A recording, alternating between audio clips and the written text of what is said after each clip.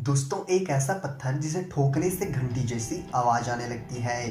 दोस्तों आमतौर पर आपने कई बड़े छोटे और रंग बिरंगे पत्थर तो देखा ही होगा, लेकिन मैं एक ऐसे पत्थर के बारे में बताने वाला हूँ जिसे पत्थर को पत्थर से टकराने पर घंटी जैसी आवाज आने लगती है ना आश्चर्यजनक बात। तो चलिए दोस्तों इसके पीछे रहस्य क्या है जानते हैं। मध्य प्रदेश में पाए जाने वाले यह चमत्कारी पत्थर को फोनोटिक स्टोन या टिन पत्थर के नाम से जाना जाता है।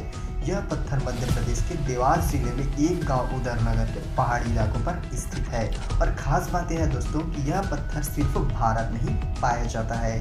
यह अनोखी पत्थर 50 से 60 फीट ऊंची और लंबी लंबी चट्टानों से भरी पड़ी है। ये पत्थर मूलतः ज्वालामुखी से निकलने वाली लावा इलाकों के आसपास ही पाया जाता है। ऐसे ही अनोखे फैक्ट देखने के लिए वीडियो को लाइक कर चैनल को सब्सक्राइब कर लीजिएगा।